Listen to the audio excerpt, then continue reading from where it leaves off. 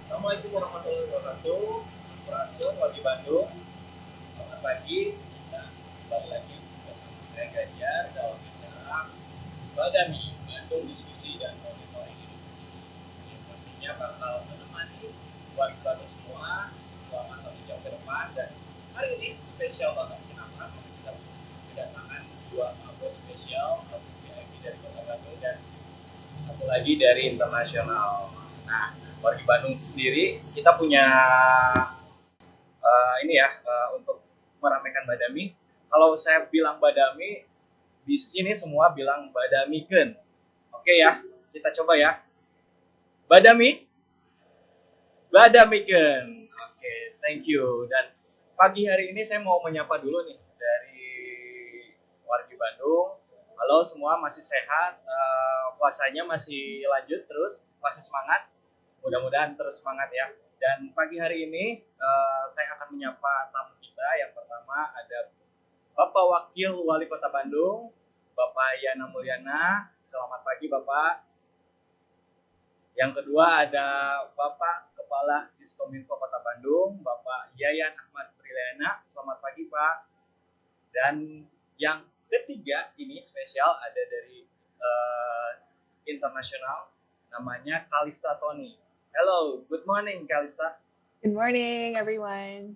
Oke, di sini saya akan bercerita ya. Kemarin dari Kalista sendiri, Iden Institute Strategi dari Singapura telah mempublish top 50 kota Smart City Government di dunia. Dan Bandung ada di dalamnya. Kita mau bahas nih, kenapa sih Bandung ada di dalamnya? Dan kita bakal kenalan dulu nih dengan Mbak Kalista. Halo Kalista, can you introduce yourself? Hi.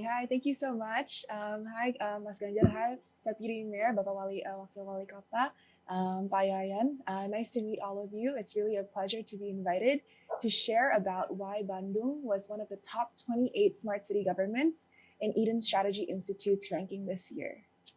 Oke, saya nyontek dulu ya, warga Bandung. Saya udah dapat profilnya Mbak Kalista ini, ternyata Senior Strategy Consultant at Eden Strategy Institute, dan beliau ini pernah bekerja juga di Future City Lab Singapura sebagai Urban Rural System Team, dan ternyata juga pernah bekerja di Indonesia di Yayasan Cinta Anak Bangsa Foundation. Dan beliau ini adalah lulusan dari Yale and US Singapore College. Nah, berarti kalau pernah bekerja di Singapura bisa bahasa Indonesia dong ya tentunya. Oke, saya mau tahu dulu nih, di Iden sendiri udah berapa tahun Mbak? Sudah. Jadi monggo ya kalau bahasa Indonesianya agak kaku atau gagap dikit, udah lama nggak lancar, udah lama nggak pulang, jadi harus banyak latihan. Saya di Iden sudah hampir 2 tahun, Mas. Jadi lumayan ya 2 tahun di IDN, dan sempat bekerja juga di Future City Lab dan di Yayasan Cinta Anak Bangsa. Berarti orang Indonesia juga ya? Iya, pasti. Saya nggak akan lupa tanah airku sendiri. Oke. Oke, sebelum itu Mbak Kalista nanti bisa presentasi ya tentang 50 top Smart City Government. Nanti Pak Wakil Wali Kota Bandung bakal menyimak dan nanti bakal juga berdiskusi dengan Mbak Kalista dan juga Pak Kadis. Pak Yayan juga akan kita berdiskusi bareng, di mana memang Badami ini adalah suatu forum atau wadah ya dari Bandung Smart City Forum, yang sebenarnya kita mewadahi masyarakat semua di Kota Bandung untuk bisa sharing ide, sharing inovasi, sharing saran dan masukan segala macam, agar semua masyarakat tahu bahwa kita Smart City bukan hanya konsep dengan pemanfaatan teknologi, tapi bagaimana kita mewujudkan Bandung dengan karakter dan budaya sebuah kota, yaitu sebagai smart people-nya Kota Bandung. Nah, saya kasih kesempatan buat Mbak Kalista itu selama 15 menit untuk mempresentasikan paparannya ya tentang bagaimana sih Bandung bisa masuk di top 30 Smart City Government di dunia ini. Oke, thank you. Saya persilakan waktunya untuk Mbak Kalista. Oke, thank you sekali lagi Kang Ganjar sudah diundang untuk sharing tentang Bandung Smart City. Buat saya ini benar satu kehormatan karena jarang-jarang ya bisa sharing langsung dengan dari timnya Smart City sendiri dan juga warga-warga Bandung juga. So very very honored to be here and I'm very excited to share Eden's work dalam penelitian Top 50 Smart Cities ini. Jadi sudah boleh cek dulu slide-nya sudah naik? Sudah muncul? Sudah, Mbak. Sudah ya? Oke, siap. Mungkin saya mulai dulu ya dengan perkenalkan Eden Strategy Institute dulu supaya para penonton tuh lebih ngerti yang melakukan penilaian ini tuh siapa ya. Jadi untuk perkenalkan Eden Strategy Institute, mulai next slide. Eden adalah spesialis dalam business system innovation.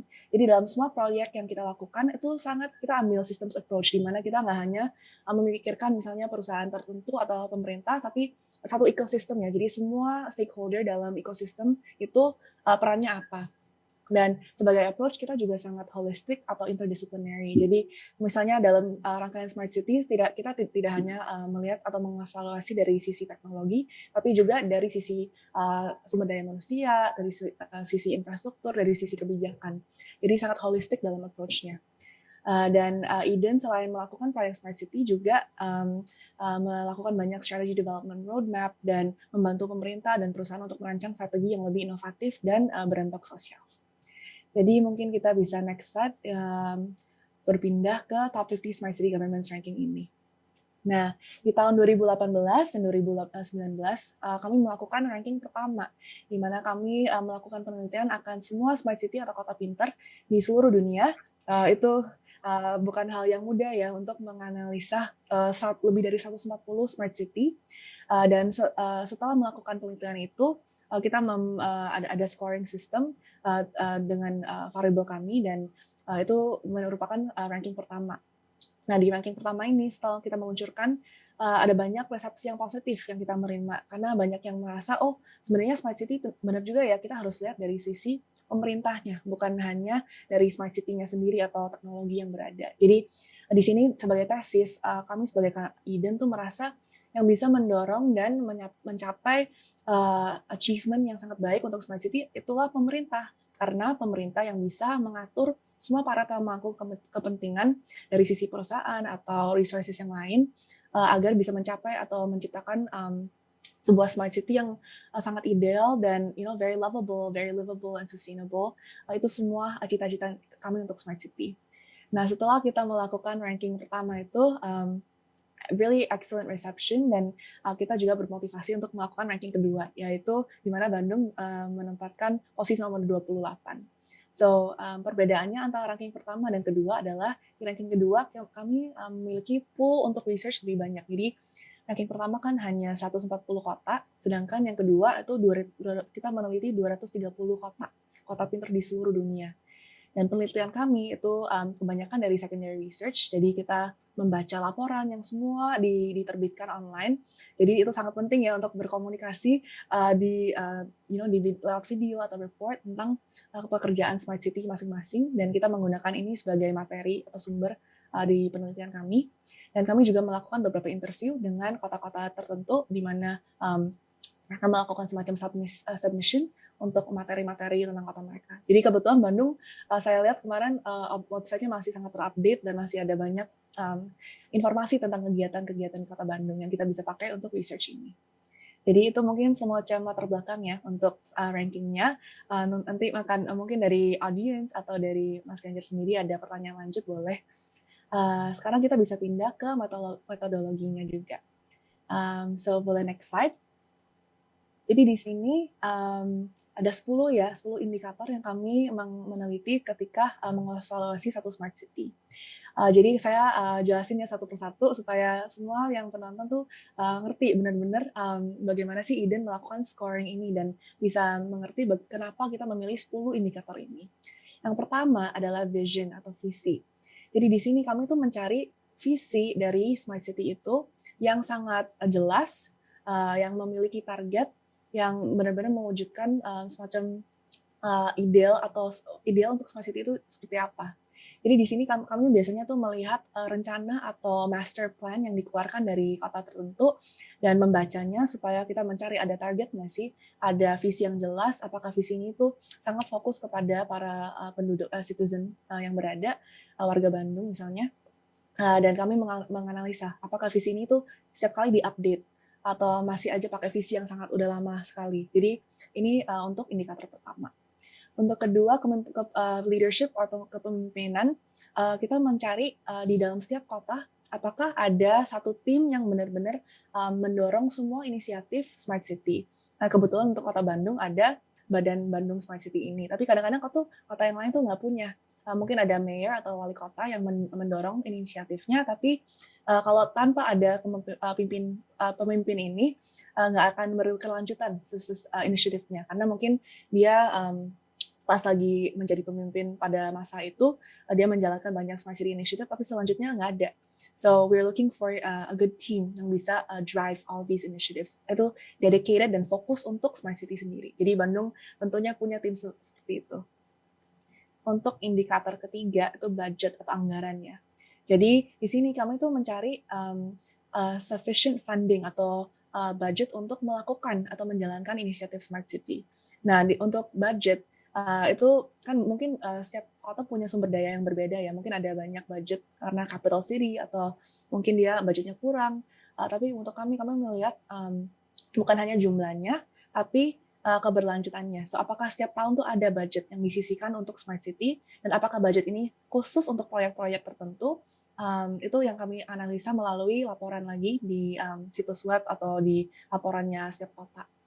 Dan budget yang sangat efektif menurut kami adalah budget yang tangguh. Jadi misalnya tahun ini kalau ada banyak sumber dari budget atau anggaran ini, itu membuat satu kota pintar lebih sukses karena kalau misalnya satu tahun budget dari satu sumber tuh stop, masih ada beberapa sumber yang lain yang bisa make sure bahwa inisiatifnya tetap berjalan ya. Jadi nggak akan berhenti karena kurangnya anggaran. Jadi itu ketiga. Untuk keempat itu financial incentives. Jadi ini adalah insentif finansial agar semua masyarakat di kota tertentu itu bisa ikut menjalankan Smart City Initiatives. Jadi tidak hanya berasal dari pihak pemerintah atau pemerintah kota, tetapi juga ada insentif untuk para perusahaan, startup, untuk warga, untuk semua berpartisipasi dalam wujudnya Smart City ini untuk misalnya Kota Bandung. Dan ini salah satu yang mungkin ada melalui grant atau semacam dana yang diberi khusus untuk inovasi misalnya, atau subsidi atau berbagai macam instrumen yang lain. Untuk indikator kelima adalah support program, jadi program pendukung, dan ini dalam bentuk non-financial. Jadi kadang-kadang program support program ini ada awards atau semacam recognition untuk para masyarakat agar mereka juga ikut dalam inisiatif Smart City. Tapi ini tidak menggunakan resource atau sumber melalui financial ya. Jadi it's more general support programs.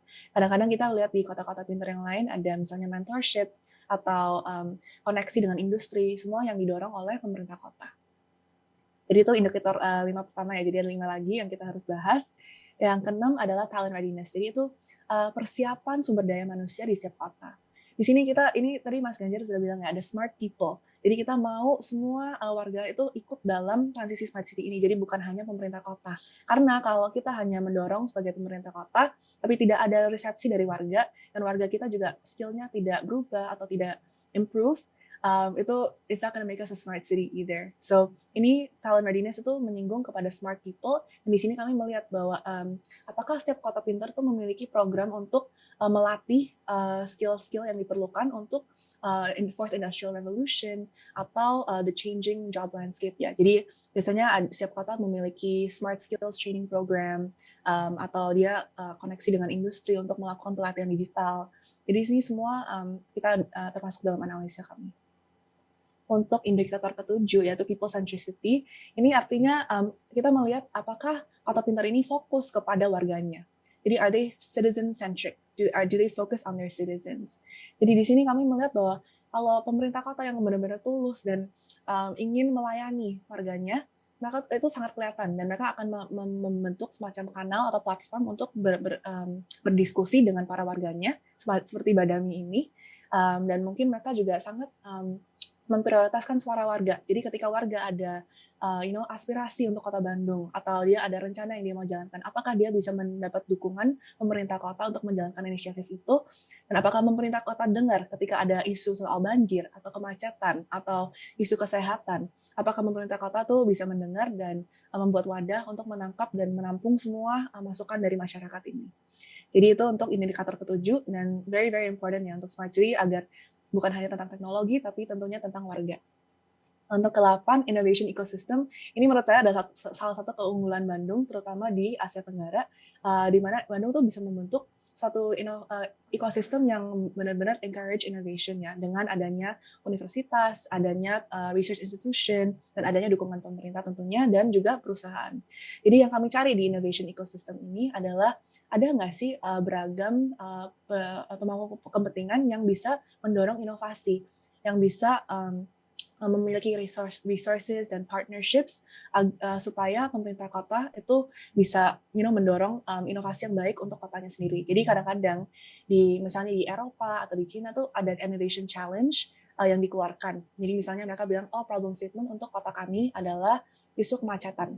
Nah, dengan problem statement seperti ini, semua para citizen dan juga startup dan selainnya di kota itu diajak untuk berinovasi supaya bisa memecahkan masalah kemacetan ini melalui misalnya teknologi atau misalnya kebijakan yang baru tentang mode transportation gitu. So that's something that we look for innovation ecosystems. Untuk yang ke-9 itu smart policies atau kebijakan yang pintar. Nah, kenapa kita masukkan policy juga? Karena tentunya tidak semuanya tanpa regulasi, tanpa kebijakan tuh nggak akan sustain ya. Kalau itu bukan sebagian daripada kotanya dari segi legal or regulation, mungkin kita nggak ada environment atau lingkungan yang bisa menimbulkan inovasi ini atau menimbulkan fokus kepada masyarakat dan aspirasinya. Jadi oleh karena itu kita ada smart policies ini dan biasanya kita melihat misalnya ada nggak open data policy. Kalau misalnya Bandung kan sepertinya ada ya open data policy yang dijalankan. Tapi ada nggak juga yang lain tentang IP misalnya yang bisa mendukung orang tuh berinovasi di Bandung karena mereka tahu ada IP protection yang mereka bisa dapat di sini. Dan juga dari segi urban design, apakah cara yang kita gunakan atau approach yang kita gunakan untuk merancang satu kota tuh sangat kondusif untuk livable, lovable, dan sustainable city itu. Apakah kita ada peraturan tentang pembuangan limbah atau sampah dan pendaur ulang. Itu semua kita juga consider dalam smart policies ini. Itu 9 ya, dan terakhir adalah track record atau rekam jejak. Jadi di sini kita melihat, jadi satu kota kan bisa meluncurkan banyak inisiatif, tapi apa sih rekam jejak mereka? Apa sih koleksi inisiatif yang mereka luncurkan dan dampaknya terhadap warga itu seperti apa? Apakah benar ada perubahan yang besar dalam enaknya tinggal di kota Bandung misalnya, apakah ada perubahan besar dalam efisiensi kalau mereka mau daftar untuk SIM atau KTP, apakah waktu yang mereka gunakan karena adanya teknologi ini jadi sangat singkat, itu semua kita analisa dalam rekam jejak ini. Jadi kadang-kadang misalnya dalam masa COVID ya, banyak kota pintar yang kena di indikator ini karena mereka tidak bisa menggunakan teknologi dan investment mereka untuk mengatasi masalah COVID ini. Jadi itu akan ada dampaknya terhadap track record. Dan misalnya kalau ada, walaupun kita sangat mendukung eksperimentasi ya untuk kota pintar, tapi kalau misalnya ada suatu kegagalan atau persepsi yang sangat tidak baik akan initiative smart city, itu akan kena juga di rekam jejak ini, di track record. Jadi semoga jelas ya untuk semua penonton dan audience apa aja sih yang kita melihat ketika kita menganalisa suatu smart city, dan tentunya semoga saya juga bisa mengungkapkan ini itu sangat holistik ya, kita nggak hanya melihat teknologi atau kebijakan atau pemerintahnya doang, tapi sangat secara keseluruhan. Dan menurut kita ketika suatu kota pintar atau pemerintah kota tuh bisa mementingkan 10 indikator ini, mereka tuh bisa sukses, mereka tuh bisa mewujudkan smart city yang benar-benar smart, sustainable, lovable, and livable. Jadi itu untuk metodologi dan indikatornya. Boleh next slide. Di sini kita ada top 30 ya smart city governments. Jadi Bandung tuh di antara kota-kota apa aja sih buat para penonton biar semua ngerti. Di antaranya ada Tokyo di Jepang, ada Berlin di Jerman, ada Milan di Italy, there's Shenzhen in China, Hangzhou juga di China, Jadi Bandung tuh benar-benar in a global stage ya. Ini Bandung adalah salah satu-satunya kota di ranking kami tahun ini yang berasal dari Indonesia. Jadi saya sebagai orang Indonesia tentunya sangat bangga ya bisa melihat kota kami sendiri, negara kami sendiri itu berada di panggung internasional. Dan semoga ini menjadi semacam gimana ya, pembakar semangat buat para pemerintah kota, Bapak Wakil, Bapak Yayan juga untuk terus menjalankan dan mendorongkan inisiatif Smart City di Bandung. Karena Bandung menurut saya ya setelah melakukan penelitian ini memiliki potensi yang sangat kuat untuk menjadi semacam leader dan menunjukkan bahwa sebenarnya smart city di Indonesia tuh bisa berbeda. Nggak harus seperti di Eropa, nggak harus seperti di Amerika Serikat, nggak harus seperti di Cina. Kita tuh punya selera sendiri dan kita punya keunggulan sendiri. Menurut saya ya, untuk kota Bandung itu keunggulannya adalah masyarakatnya dan budaya partisipasi yang sangat kurang, yang sangat jarang kita lihat atau susah dibentuk di negara seperti Singapura atau seperti di Cina, di mana itu sangat top down ya. Sedangkan Bandung saya merasa tuh mampu untuk membuat semacam wadah yang bisa menampung semua pemikiran masyarakatnya, aspirasinya, keinginannya mereka tuh seperti apa, dan itu tuh udah salah satu hal yang paling susah yang dilakukan untuk city-city yang lain yang nggak punya hubungan yang baik dengan masyarakatnya. Jadi itu semoga itu menjadi dorongan ya buat tim Bandung ini untuk terus meluncurkan inisiatif yang baru, yang kreatif, yang benar-benar memecahkan masalah problem driven. Jadi berasal dari apa sih masalah yang dialami di Bandung dan apa yang itu sangat targeted kepada masalah itu. Sedang instead of ini yang kita merasa mungkin warga Bandung maunya ini, tapi kita nggak tahu sebenarnya itu mereka mau atau enggak, atau itu akan membuat perubahan yang baik terhadap hidup mereka atau enggak. So mungkin kita bisa masuk sekarang ke scoringnya Bandung sendiri ya. Itu di next slide. Sudah kelihatan ya Bandung's performance in the 2020-21 rankings. Nah, di sini seperti yang saya jelaskan tadi, ada 10 indikator dari visi sampai track record. Dan di sini kalau kita lihat skornya Bandung, yang paling unggul adalah 2. Yang pertama adalah visi atau visionnya. Bandung mendapatkan skor 4. 4 itu maksimal ya. Jadi yang paling rendah adalah 1, yang paling tinggi adalah 4. Nah, untuk visi, yang saya lihat di Bandung itu visi yang diungkapkan di Smart City Master Plan yang paling awal 2013 ya kayaknya, itu sangat-sangat bagus. Kenapa tuh sangat bagus? Karena itu sangat detail dan ada target implementation, ada sangat bergantung kepada konteks Bandung sendiri. Kadang-kadang kami melihat bahwa kota-kota pintar yang lain tuh mungkin mereka punya visi yang sangat jauh yang tidak sesuai dengan konteks dan keterbatasan mereka. Jadi mungkin mereka punya visi yang sangat baik, tapi sebenarnya mereka nggak punya rencana untuk mencapai visi itu. Atau visinya tuh kurang sesuai dengan aset yang sudah mereka miliki di dalam kota itu. Jadi misalnya kalau Bandung ya, ini dalam beberapa conversation sama Mas Ganjar, Bandung tuh kuatnya di sumber daya manusia. Jadi bukan misalnya di wisata alam atau aset-aset yang lain. Jadi Smart City Plan itu harus terbentuk dengan aset-aset seperti itu. Dan yang saya juga lihat di visi atau plan yang Bandung luncurkan kemarin, itu ada project-nya tuh sangat detail. Jadi bukan hanya high level, tapi ada proses dan operationalization of the targets ya. Jadi setiap target tuh ada rencananya. Oke, tahun ini kita akan evaluasi apa aja, tahun berikutnya apa aja. Jadi itu praktek yang sangat baik yang menurut saya banyak terutama di Southeast Asia tuh kurang ada planning seperti itu yang bisa begitu detail dan bisa begitu konteks spesifik. Dan juga visi Smart City itu bermula dari masalah-masalah yang mungkin ditemukan di Bandung ya. So it's problem driven. I think that's what's very excellent about Bandung's Smart City vision. Nah, kalau kita melihat skor 4 yang satunya itu di sisi budget atau anggaran. Kenapa Bandung bisa menerima skor yang begitu tinggi untuk anggaran?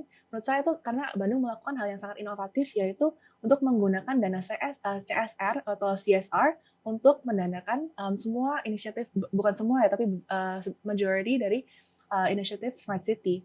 Dan menurut itu sangat susah dilakukan pertama, jadi sangat hebat kalau Bandung bisa benar-benar menggunakan dan membuat kebijakan supaya para pemerintah tuh perusahaan itu bisa memberi dana CSR-nya untuk mendukung semua inisiatif ini.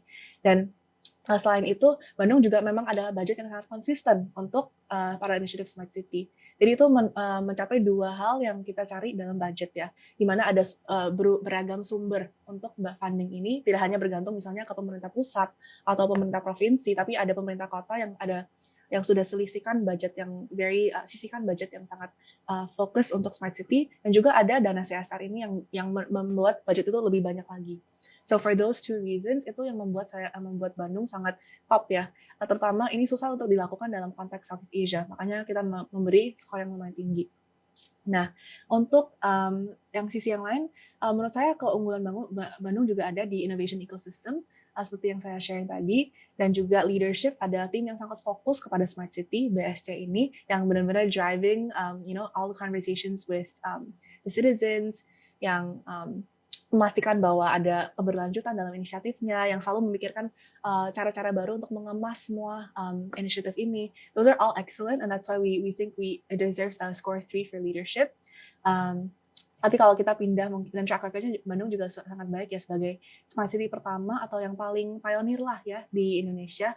Menurut saya Bandung tuh benar-benar bukan gimana ya, kayak kakak besar atau like big brother yang menunjukkan sebenarnya kalau kita menjalankan smart city itu bisa gimana sih. Dan Bandung tuh juga sangat generous dalam sharingnya kepada kota-kota yang lain yang mungkin baru mulai dalam journey smart city mereka. Jadi itu mungkin the positives ya, the really good celebratory strengths yang patut dipuji dan dikasih skor yang tinggi. Untuk areas of improvement yang kayak saya lihat tuh bukan hanya Bandung sih sebenarnya, untuk areas of improvement-nya tuh semacam trend sebenarnya di keseluruhan kota-kota di Indonesia, yaitu talent readiness. Kami itu walaupun kami punya sumber daya manusia begitu banyak, unfortunately persiapan mereka untuk menatapi fourth industrial revolution atau any trends and skills, automation, anything like that, itu masih kurang, dan pemerintah kota masih memiliki kesempatan untuk meningkatkan skill ini melalui program-program smart skill dan sebagainya. Jadi sebagai contoh di Singapura, kami ada satu lembaga namanya Skills Future yang khusus mereka tuh studi dan menganalisa apa sih tren-tren yang akan mendatang dan bagaimana kami bisa mempersiapkan para penduduk kami supaya mereka punya skill yang cocok dengan tren ini. Jadi misalnya kalau sekarang mereka tuh berada di industri yang sudah gimana ya, sunset industry, udah kurang lebih tidak ada jangka waktu yang panjang lagi. Bagaimana kita bisa mengkasih mereka skilling tools atau reskilling, upskilling supaya mereka tuh siap untuk menghadapi atau berpindah ke job yang lain. Jadi ini yang kita sebut dalam talent readiness. Di Eropa juga ada banyak sekali contoh baik tentang talent readiness programs, di mana pemerintah kota itu mendorongkan semua smart skills training program. Jadi dari sekolah mereka tuh diajarin tentang sustainable development, bagaimana kita menjadi warga yang responsible, yang sustainable, dan yang kita sadar akan penggunaan energi kami dan tentang pendaruan ulang, itu semua tuh termasuk dalam kurikulum sekolah mereka. Jadi ada banyak sisi, ada dari segi sustainability, ada dari segi digitalization. Itu semua kami berharap kota-kota Indonesia tuh bisa lebih mendorong training dalam sisi ini supaya talent sumber daya manusia kami yang sangat begitu banyak itu udah ready untuk menghadapi challenge-challenge ke depan. Another area of improvement yang kami identify itu tentunya financial incentives. Jadi di sini yang seperti saya bilang tadi itu grant atau program yang bisa incentivize para warga Bandung untuk berikut dalam inovasi dan ikut dalam mewujudkan smart city. Jadi ini semacam susah ya tentunya, kadang-kadang anggaran terbatas, bagaimana kita bisa menyisihkan lagi untuk grants atau incentives, tapi this is something that's really powerful yang bisa mencapai banyak results dan memastikan bahwa bukan hanya pemerintah kota yang mencapai semua initiatives-nya dan suksesnya, tapi it's ownership dari warga-warga Bandung juga. So I think those are the two main areas yang saya mau highlight tentang areas of improvement, dan tentunya kedepannya saya sangat senang ada Mas Ganjar ini dan tim Bandung Smart City yang saya bisa interview lebih dalam lagi supaya bisa mengerti apa sih secara keseluruhan inisiatif Bandung, rencananya gimana, dan saya sangat senang kalau ada opportunity untuk advice dan meng-guide Bandung juga dalam hal ini. So that's all. Thank you so much for the presentation time. Silakan Pak Ganjar, semoga nangkep ya semuanya, nggak ada yang terlalu lost atau gimana. Thank you so much. Oke, thank you Mbak Kalista Tony ya. Iya. Dan wargi Bandung tadi sudah menyimak paparan singkatnya dari Mbak Kalista tentang kenapa sih Bandung masuk ke dalam top 13 atau ada di peringkat 28, dan saya pikir banyak sekali ya indikator yang memang yang keluar dari berbagai macam institusi, dan 10 ini bisa masuk dalam yang harus kita bisa prioritaskan. Dan kalau bicara penilaian, memang kalau kita lihat kota-kota di dunia ini kan punya banyak potensi dan punya sumber daya yang berbeda, dan kalau kita menilai pun memang punya, dan melihat Bandung ternyata bisa masuk di top 28 ini, ya ini cukup luar biasa, dan saya akan ngajak ngobrol nih dengan yang punya Bandung, Pak Wakil dan Pak Yayan, yang mengimplementasikan Smart City. Dan karena kita sedang live juga di Instagram Bandung.id, ini juga banyak wargi Bandung yang juga bertanya, nanti akan saya sampaikan. Mungkin untuk saat ini saya akan kasih kesempatan dulu untuk Kang Yana Mulyana, Pak Wakil, untuk bisa kita diskusi bareng dengan Mbak Kalista ini, Mbak. Mangga Pak Yana, ada yang mau ditanyakan atau mau di-sharing dengan kita di Badami Bandung Diskusi dan Monitoring Inovasi? Oke, terima kasih. Selamat pagi Mbak Kalista. Mudah-mudahan satu waktu main ke Bandung. Oh, tentunya Pak. Senang sekali ke Bandung. Pertama tentunya terima kasih Eden Strategi Institute sudah bisa menempatkan Kota Bandung di ranking 28 dunia Smart City Government. Karena memang kalau kita lihat sepintas tanpa melihat 10 indikator tadi yang disampaikan oleh Mbak Kalista, memang kita minder juga gitu ya. Karena kota-kota di dunia ini kan luar biasa, tapi ternyata karena Eden juga tadi sampaikan ada 10 indikator yang dipotret dari berbagai kota di belahan dunia ini, kami tentunya juga merasa ada yang memang kami sudah on the track gitu ya, di 10 indikator itu, dan mungkin juga tadi masih ada 5 indikator yang kurang dan mungkin masih perlu kita tingkatkan. Tapi mungkin saya sedikit cerita saja Mbak Kalista, bahwa Kota Bandung ini luasnya 16.700 hektar. Penduduknya ini 2,5 juta malam hari, tapi siang harinya 3,7 juta. Jadi ada 1,2 juta orang dari luar Kota Bandung yang melakukan aktivitas di Kota Bandung, sehingga dalam tanda kutip menimbulkan beban tersendiri bagi Kota Bandung, trafficnya lah atau daya dukung kota gitu ya. Jadi tentunya jadi satu keniscayaan bagi Kota Bandung harus mengembangkan dirinya sebagai smart city, karena kalau kita serba manual, tadi bisa kita bayangkan seperti dari 2,5 juta ada 1,2 itu kan berarti mungkin tadi setengahnya lagi tuh dari luar kota, dan itu bisa jadi beban kota tanda kutip ya, kalau kita tidak mengembangkan Kota Bandung sebagai smart city. Karena di satu sisi tadi ya, itu adalah permasalahan, tapi di sisi lain juga Kota Bandung ini kan memang punya keunggulan. Alhamdulillah warga masyarakatnya ini terkenal dengan kreativitasnya, inovatifnya, mau diajak untuk membantu kotanya itu selama diajak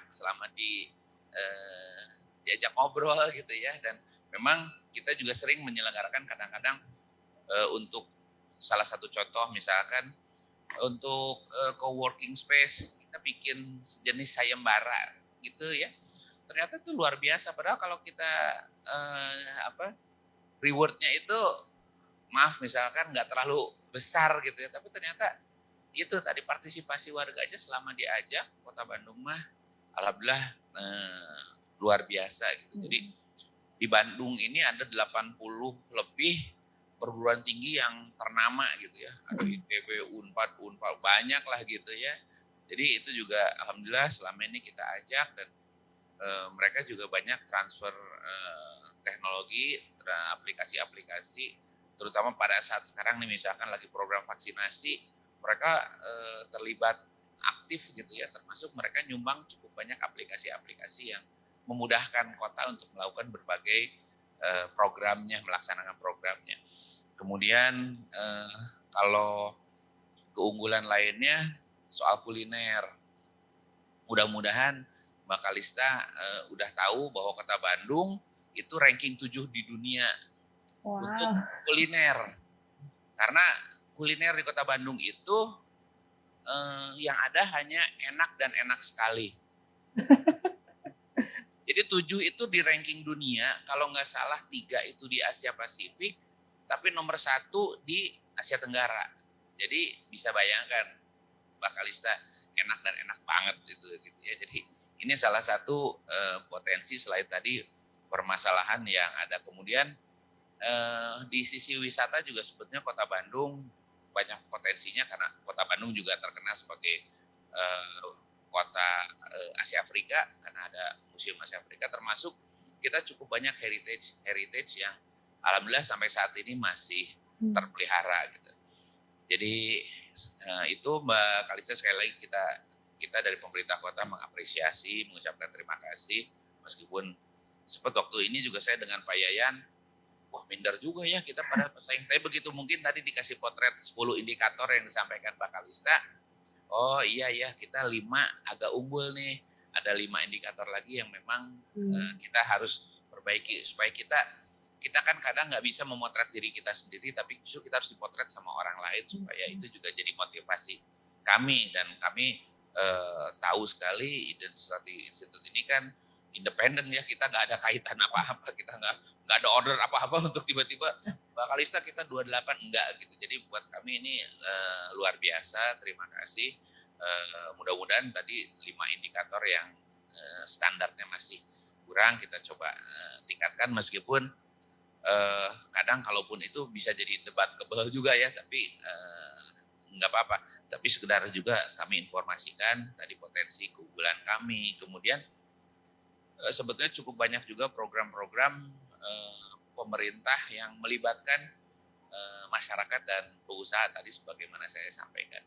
Memang tadi problematika Kota Bandung ini kan tentunya tidak bisa diselesaikan oleh pemerintahnya sendiri, butuh partisipasi masyarakat dan pengusaha juga. Alhamdulillah tadi Mbak Kalista juga sudah dapat info bahwa kami dalam upaya kami membangun kota ini melibatkan selain masyarakat, tentunya juga pengusaha lewat CSR. Alhamdulillah banyak program-program pemerintah ini dibantu oleh para pengusaha tadi, karena memang ya warga Bandung mah baik ya, baik-baik selama diajak gitu. Dan alhamdulillah karena kami juga pemerintah kota menyadari kita nggak bisa bangun kota sendiri, akhirnya kita selalu mengajak masyarakat dan pengusaha. Alhamdulillah termasuk di saat pandemi COVID-19 yang menimbulkan dampak sosial ekonomi yang sangat dahsyat bagi Kota Bandung, di tahun 2020 itu kita pertumbuhan ekonominya minus 2,29%. Penghasilan kami di Kota Bandung ini tahun lalu lebih dari minus 1 triliun gitu ya. Jadi memang memberikan dampak yang luar biasa. Tapi tadi karena kami yakin warga masyarakat ini selama diajak untuk kita sama-sama membangun, memang luar biasa. Maaf ya, memberi bantuan sembako, memberi bantuan termasuk proses vaksinasi, luar biasa lah. Jadi alhamdulillah saat ini Bandung sudah growth ya, pertumbuhan ekonominya semakin baik. Kami juga dari pemerintah kota memberikan relaksasi kepada beberapa pelaku ekonomi, tapi tentunya dengan standar SOP yang jelas. Jadi mereka mengajukan izin dulu untuk buka, dan itu nggak lewat asosiasi. Jadi misalkan hotel mau buka, dia satu-satu ngajuin sama kita, nggak bisa lewat asosiasi perhotelannya. Dan kita lakukan simulasi Mbak Kalista ke hotel itu, bagaimana penerapan mereka terhadap protokol kesehatan. Nanti diskusi, tolong perbaiki ini. Selama mereka sudah bisa perbaiki, kita beri rekomendasi dan mereka dibuka. Ini ke sektor-sektor ekonomi yang lain juga, pusat perbelanjaan, lain-lain. Dan alhamdulillah sampai saat ini tempat-tempat yang sudah kami berikan relaksasi ekonomi ini tidak ada yang menjadi klaster penyebaran COVID-19, karena kehati-hatian kami. Jadi memang pilihannya waktu itu Pak Wali Kota di awal-awal pandemi COVID-19 itu kan pandemi ini dua sisi mata uang yang berbeda ya antara ekonomi sama kesehatan. Nah, itu pilihan kita semua Pak Wali, kita kesehatan dulu deh. Nah, memang alhamdulillah setelah kesehatan kita berdasarkan indikator WHO, semua kita angka-angkanya itu di bawah standar WHO. Jadi menunjukkan tanda kutip bahwa pandemi COVID-19 ini di Kota Bandung relatif terkendali. Nah, setelah terkendali baru kita memberikan relaksasi ekonomi dan alhamdulillah saat ini sekali lagi tidak ada klaster baru yang timbul dari tempat-tempat yang sudah kami berikan relaksasi. Jadi sebagaimana di tempat lain juga proses vaksinasi ini kan jadi harapan lah, harapan baru untuk kita semua. Oh, saya juga informasi dulu, Mbak Kalista, urusan COVID-19, saya ini paling senior di Kota Bandung, terpapar paling pertama bulan Maret 2020. Nah, tapi saya betul-betul menderita antara hidup dan mati waktu itu 2 bulan. Alhamdulillah izin Allah aja saya sehat, jadi memang akhirnya saya agak rewel soal pandemi COVID-19 ini karena saya nggak berharap ada warga Kota Bandung lagi dan ya alhamdulillah tadi relatif berdasarkan indikator semua standar WHO itu kita terkendali lah. Jadi dan alhamdulillah saat ini pertumbuhan ekonomi juga dengan seiring relaksasi yang kami berikan kepada beberapa pelaku ekonomi, pelaku seni, budaya dan lain-lain, Kota Bandung kelihatannya sudah menunjukkan tren positif meskipun apapun itu kami selalu mengingatkan kepada warga masyarakat protokol kesehatan itu tetap jadi nomor 1 untuk untuk kita menghadapi masa mendatang ya gitu. Nah, termasuk juga sebetulnya saya juga pengen diskusi sama Mbak Kalista karena memang Mbak Kalista di dunianya ya di riset dan survei dan lain-lain, kira-kira ke depan dalam tatanan global ini kira-kira Bandung dari 10 indikator itu juga mana sih yang sebetulnya kita harus lebih 10-10-nya penting gitu ya maksudnya, tapi mana di tengah keterbatasan dana, di tengah keterbatasan juga sumber daya manusia kita, mana sih yang supaya kita benar-benar di tengah pandemi ini kan tadi nggak bisa kita serba manual gitu ya, kita harus ngajak warga kita ini kan smart city itu bukan berarti smart teknologi aja tapi smart people juga, smart ya, banyak lah gitu ya. Kami kan punya banyak problem juga, jadi kira-kira nanti maaf ini kan kita diskusi aja gitu ya Pak. Kita belajar juga sama Mbak Kalista ya karena sudah motret kota-kota di dunia yang mungkin kelebihannya juga banyak. Jadi tentunya kita juga pengen belajar lebih cepat ya terhadap kota-kota lain yang mungkin di 10 indikator itu sudah terpenuhi dan mudah-mudahan itu bisa kita ATM, amati, tiru dan modifikasi. Jadi, harapannya kita belajar lebih cepat sama orang, sama kota yang jauh lebih baik dari kita karena tadi di 10 indikator itu pasti ranking 1 itu kan memenuhi 10 indikator yang kan itu belum tentu semua bisa diterapkan di Kota Bandung, tapi mungkin yang cocok diterapkan di Kota Bandung karena tadi Mbak Kalista dan teman-teman yang sudah motret. Kurang lebih sih seperti itu. Jadi sekali lagi terima kasih. Yang penting kita semua sehat Mbak Kalista. Iya. Tapi di Singapura lockdown lagi nggak sih atau ada tren? Enggak. Oh enggak? Enggak Pak. Hanya kalau berkumpul tuh hanya boleh 5 orang maksimal, nggak boleh 8 orang. Dan semua tempat olahraga tuh semua ditutup untuk 1 bulan. Ya alhamdulillah. Tapi terima kasih. Saya pengen diskusi nanti mungkin juga Pak Yayan bisa tambahin. Sekali lagi terima kasih Mbak Kalista dan teman-teman di Iden Strategi Institute. Mudah-mudahan tadi dengan kami dipotret oleh orang lain yang memang capable ya untuk memotret itu. Kami berupaya terus meningkatkan semata-mata untuk melayani masyarakat dan membangun Kota Bandung dari yang sudah baik saat ini semakin baik ke depan, itu harapannya. Iya. Terima kasih Mbak Kalista. Iya, terima kasih banyak Pak Wali, Wakil Wali Kota. Tentunya sangat yang saya kayaknya saya yang harus terima kasih ya sudah diundang dan sudah ada audience yang begitu ada rasa ingin tahu tentang Smart City itu, it's a big honor for us.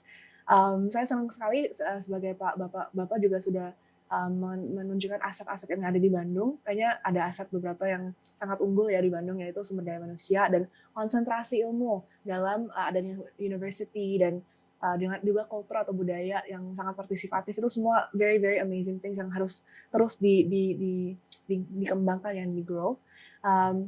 Mungkin ada banyak ya yang Bapak tadi singgung topik-topiknya beragam, tapi mungkin saya bisa mulai dengan kedepannya Bandung tuh harusnya gimana ya untuk bertetap di dalam top 50 atau mungkin naik lagi pangkatnya, tapi tentunya untuk membuat dampak yang lebih baik terhadap hidupnya warga-warga Bandung.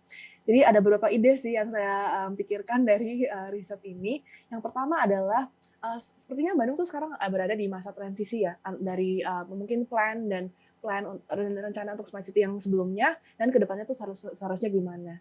Jadi untuk berlanjut dalam stay on the right track atau stay on the right path, itu smart city plan tuh harus diupdate terus dan set atau visi yang baru atau target yang baru tuh harus juga dikomunikasikan secara jelas, bukan hanya kepada warga Bandung tapi juga di audiens internasional. Jadi di mana kami akan mencari informasi ini, di mana kita akan membaca itu tentunya di social media, di website, dan harus dikomunikasikan secara jelas. Nah, seperti yang saya bilang tadi, dalam proses pengupdatean Smart City Vision ini juga harus fokus ke problem-problem yang sedang ada di Bandung. Jadi mungkin problem yang pertama kali kita merancang Smart City Master Plan itu problem-problemnya berbeda dengan yang ada sekarang. Sekarang tentunya ada problem masalah di ekonomi, di kesehatan karena adanya COVID, kedepannya mungkin karena climate change juga ada di masalah lingkungan. Jadi itu semua kita harus sangat forward looking dalam dan mengantisipasi tren apa sih yang akan ada dampak terhadap kota Bandung ini supaya smart city plan kita tuh bisa juga target kepada masalah-masalah tersebut. So that's one of my big suggestions ya, untuk nggak hanya untuk melalui masa transisi ini untuk mencari vision atau plan yang lebih jelas lagi dan bisa di-share secara global. Yang kedua adalah seperti yang saya bilang, karena aset yang terbesar di Bandung adalah sumber daya manusia. Salah satu indikator yaitu talent readiness itu patut ditingkatkan lagi nilainya melalui program. Jadi Bandung tuh kota Bandung sepertinya tuh punya kesempatan yang sangat langka untuk berkolaborasi langsung dengan para research institutions dan universities yang berada.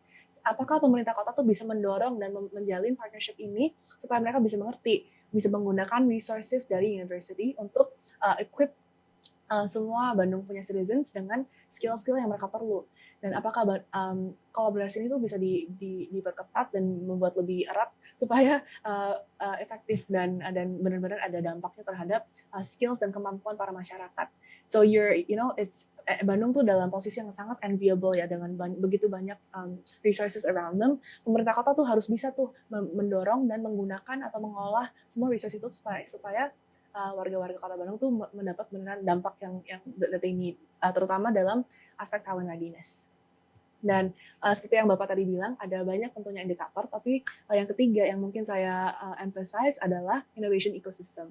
Kenapa? Karena semua kayaknya kita sudah setuju ya, di Bandung tuh memang asetnya adalah inovasi dan kreativitas warga Bandung dalam segi teknologi, tapi juga dalam segi misalnya desain atau grafis, kayaknya dua-duanya ada ya, kultur atau budaya dari kedua sisi ini. Jadi apakah kita bisa menggunakan dan mengajak para sektor swasta untuk berkolaborasi untuk mendesain icons for Bandung misalnya, menggunakan research dan skills-nya mereka, dan mendrive inovasi sesuai dengan problem-problem area yang dialami di Bandung.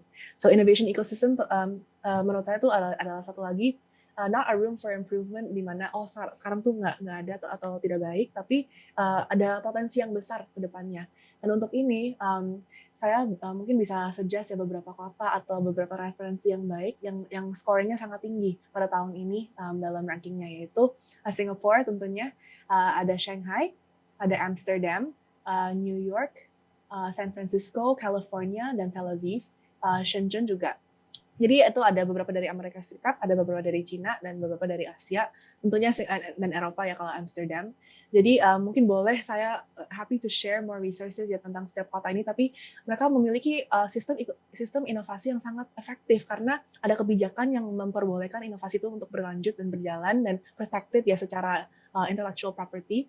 Tapi juga ada banyak insentif yang dimana seringkali itu pemerintah bisa mempertemukan beberapa party untuk mengatasi suatu masalah. Jadi mungkin masalah kesehatan, mungkin pemerintah bisa mempertemukan si university dengan perusahaan atau startupnya. Jadi all these examples tuh membuat para kota-kota ini sangat sukses dalam inovasinya.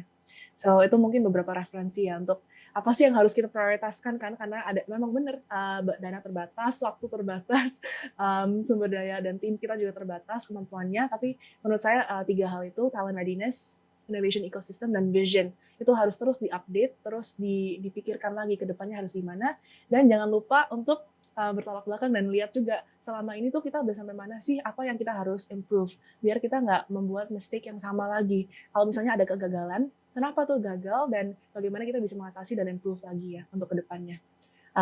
Kalau untuk yang keunggulannya satu lagi tuh people centricity, itu menurut saya Bandung udah sangat tinggi dan bisa terus. I'm very looking forward to seeing result atau hasil dari Badami ini.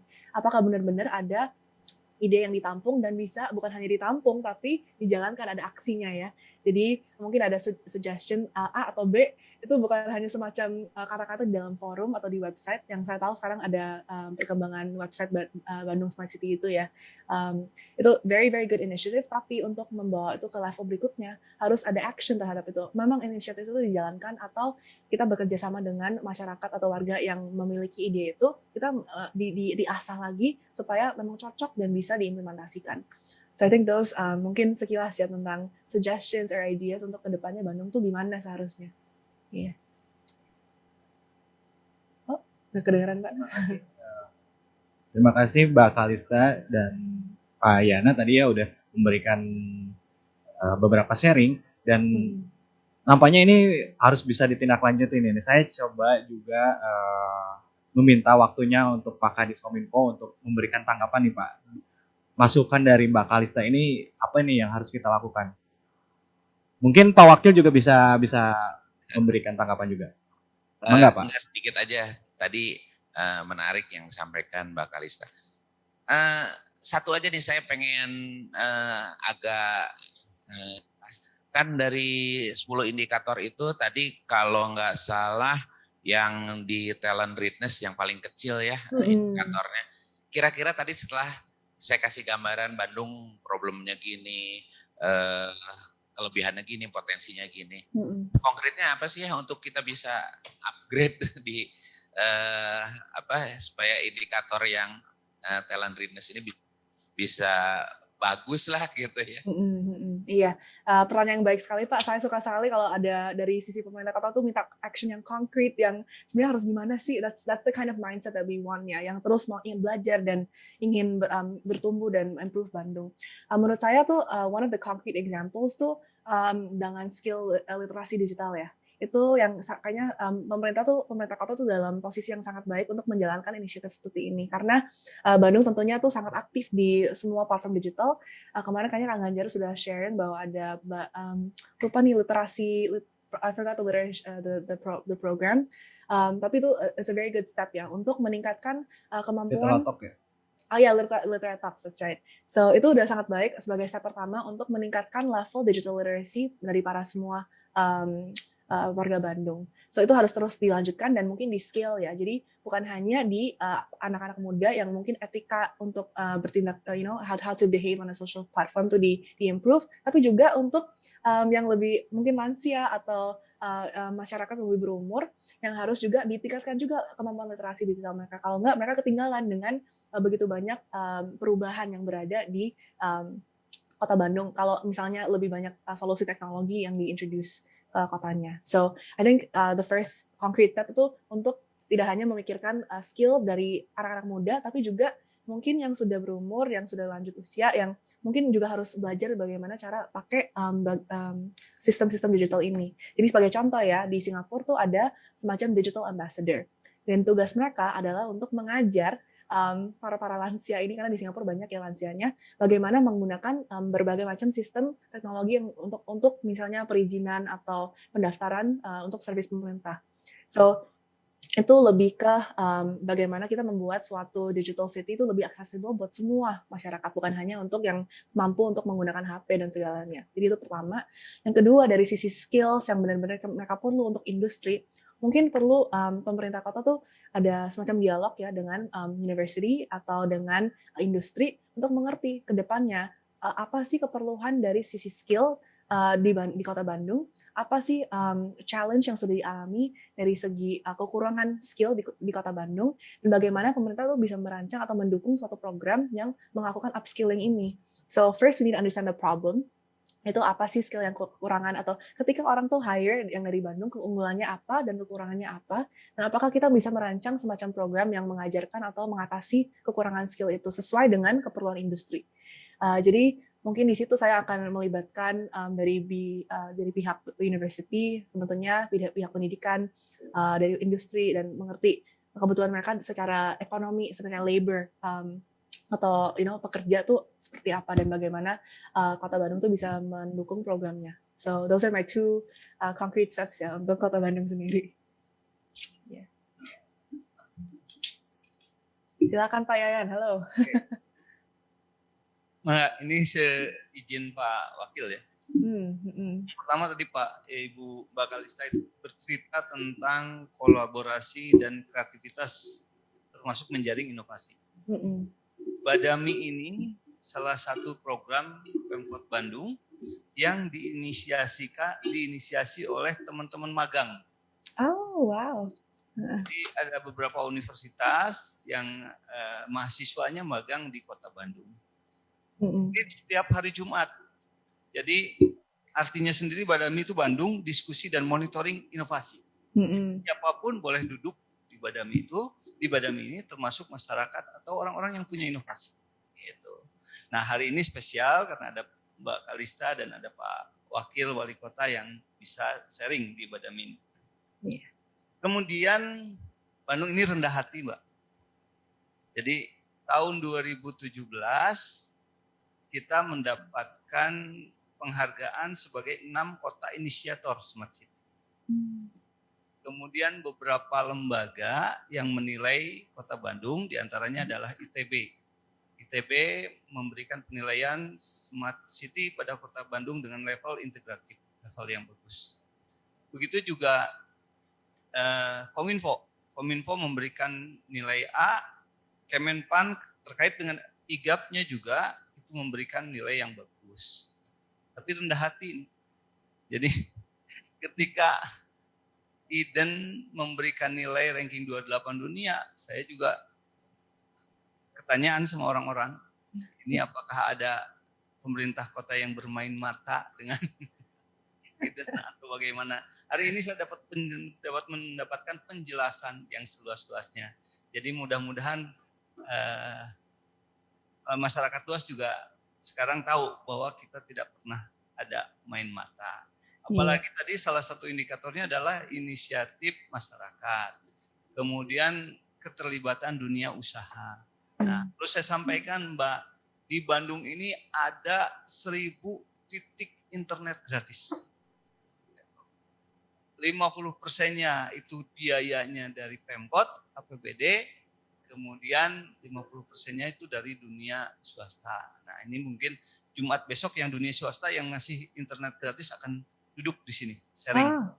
Excellent. Mudah-mudahan Mbak Kalista juga bisa ikut nonton acara Badami ya, tentunya. Menjadi pertanyaan saya adalah, tadi penjelasannya sudah sangat lengkap ya, sehingga kita tidak ragu bahwa kita optimis memang penilaiannya sudah sesuai dengan indikator yang ada. Tapi kan kota di Indonesia itu ada Jakarta, ada Surabaya, yang juga programnya sama Smart City. Iya. Apakah mereka juga ikut dinilai atau bagaimana mungkin membandingkannya? Terima kasih Pak. Iya, terima kasih Bapak. Senang sekali, rendah hati itu emang attitude yang baik ya, supaya bisa terus berinovasi dan improve, dan tentunya juga harus rendah hati banget kalau emang ternyata sukses ya, kita harus di-celebrate juga ya suksesnya Kota Bandung ini. Untuk pertanyaan ini kayaknya $1 million question ya buat para audience tuh, kenapa Bandung dan bukan Jakarta atau Surabaya, kota-kota besar yang lainnya di Indonesia yang mungkin sangat terkenal dan di panggung global mungkin orang tuh juga kenalnya Jakarta dan Surabaya. Nah, Jakarta dan Surabaya memang masuk dalam rankingnya juga, karena seperti yang saya jelaskan tadi, kita mempelajari 230 kota sedunia. Jadi bayangin itu banyak ya.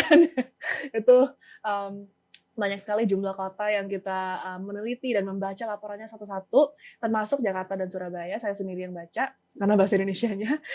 Dan memang yang pertama yang saya harus ungkapkan adalah tahun ini tuh persaingannya sangat ketat ya. Jadi Bandung kan mendapatkan skor 26,9, dan skor yang terendah untuk top 50 tahun ini adalah 24,2.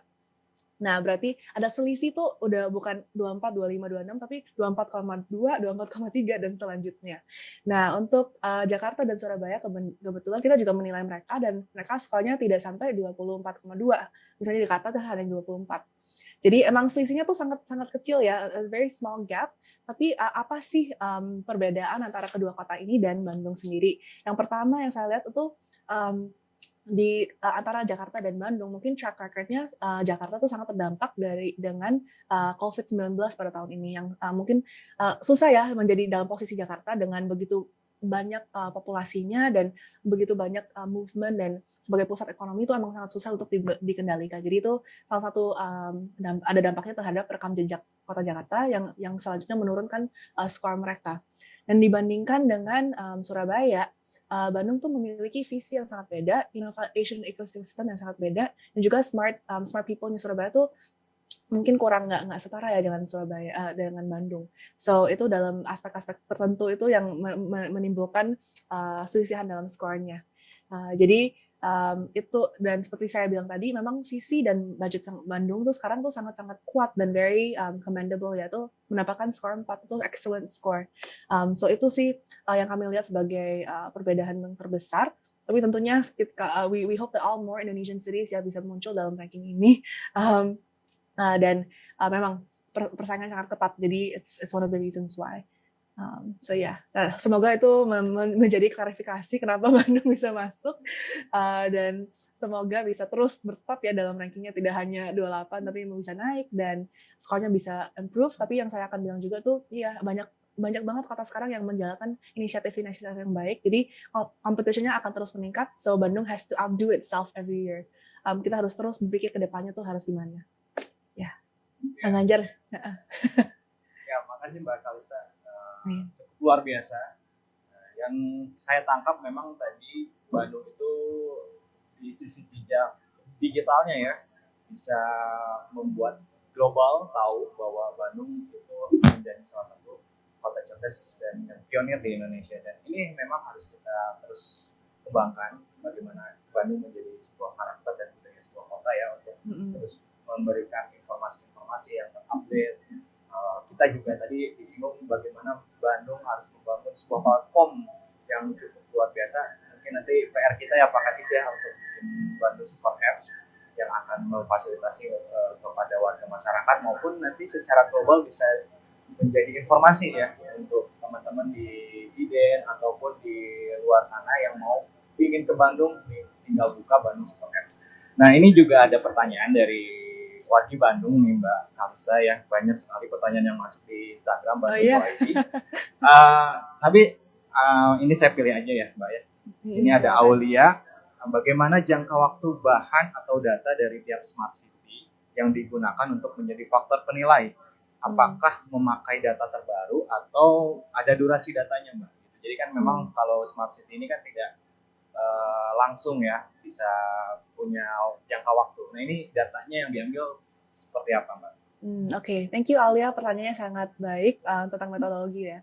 So untuk jelaskan, untuk tahun 2018 itu kami menggunakan data-data yang berada sebelum tahun 2018, dan sama seperti tahun 2020 ini kami melihat data yang paling update. So misalnya kalau Bandung, websitenya tuh yang paling update adalah 2019, itu yang kami akan menilai. Jadi oleh karena itu pentingnya sangat harus diupdate terus kalau misalnya ada inisiatif yang baru atau plan yang baru. Dan kami berharap ada banyak connection dengan berbagai macam city untuk supaya kita memiliki informasi yang terbaru. So kami akan yang paling kena tuh akan merupakan indikator terakhir ya, yang rekam jejak itu yang menilai semua inisiatif dari awal mulanya Smart City itu. Tapi untuk setiap indikator yang lain kita melihat oke, tahun 2020 mereka keluarkan yang baru nggak, dan itu yang kita gunakan untuk research-nya. Nah ini wargi Bandung yang bertanya, jadi kalau ingin tahu publish dari metodologi dan report itu bisa diakses ya Mbak ya di websitenya IDEN. Iya, ada ini ada di samping saya nih, kelihatan nggak ya? smartcitygovernment.com ya. Iya, Bisa di-download di sana juga ya. Betul. Dan di sini ada juga dari Mbak Bella nih, Mbak Kalista ada 10 aspek ini, ada bobot nggak untuk penilaiannya? Di tiap 10 indikator ini ada bobot yang paling tinggi skornya nggak? Nggak. Tidak. Semua equal karena menurut kami semua 10-10-nya itu yang diperlukan buat Smart City. Jadi tidak bisa hanya people centric atau hanya ada visi, harus semuanya yang bekerja sama buat mewujudkan Smart City yang baik. Oke. Saya lanjut ya. Ini dari Raihan. Dalam pemeringkat ini ada Los Angeles dan Dubai, berada di bawah Bandung nih. Ini mungkin jadi salah satu pertanyaan juga. Kenapa Los Angeles dan Dubai berada di bawah Bandung? Poin utama apa yang dapat diteladani bagi Bandung, baik bagi kota-kota di Indonesia ataupun kota lainnya di dunia? Nah ini mungkin bisa share juga kenapa Dubai dan Los Angeles ada di bawah Bandung, Mbak. Aduh, kalau saya sudah belajar 230 kota, terus harus diingat satu-satu baru baik. Los Angeles susah ya, tapi mungkin sekilas tuh setiap kota tuh tentunya punya keunggulan sendiri, dan Bandung tuh again we have to celebrate the wins ya, bukan hanya perbandingan antara Los Angeles kenapa enggak, karena kadang-kadang pemerintah walaupun itu kota yang sangat besar, yang sangat terkemuka dan semua orang tuh tahu kota Bandung dan Dubai dan Los Angeles, sebenarnya mungkin policy mereka tuh berbeda dan mungkin resources atau program yang mereka jalankan juga berbeda. So saya nggak inget sekarang nilai pasnya tuh kenapa, tapi mungkin itu semacam approach ya untuk membaca ranking ini tuh bukan hanya why is one better than the other. There's a lot of reasons and I hope that you can read reportnya untuk cari tahu langsung.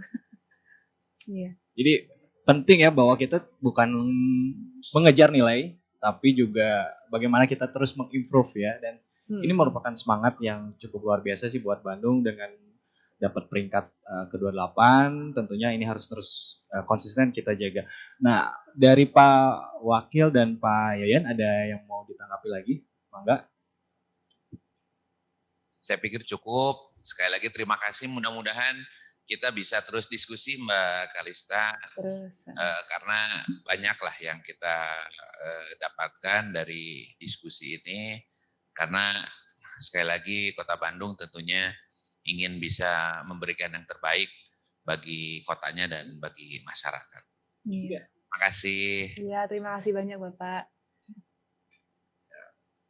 Oke, terima kasih Pak Yayan, Pak Yana dan Pak Yayan yang sudah mendekapi dari Mbak Kalista sendiri. Terima kasih wargi Bandung yang sudah ikut juga gabung di Instagram Bandung Go ID di kesempatan episode ketiga kali ini, dan cukup luar biasa diskusi kita hari ini.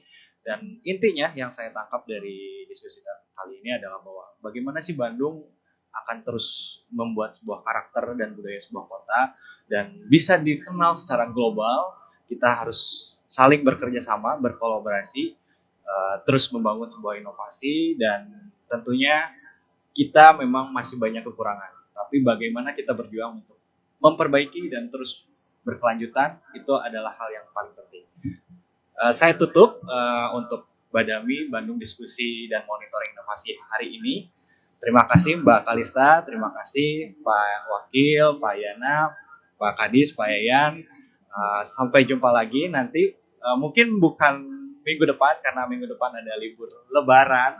Kita akan merayakan hari Lebaran terlebih dahulu. Jadi tunggu kami di 2 minggu lagi di Badami episode keempat. Hatur nuhun wargi Bandung. Assalamualaikum warahmatullahi wabarakatuh. Selamat pagi. Bye. Terima kasih.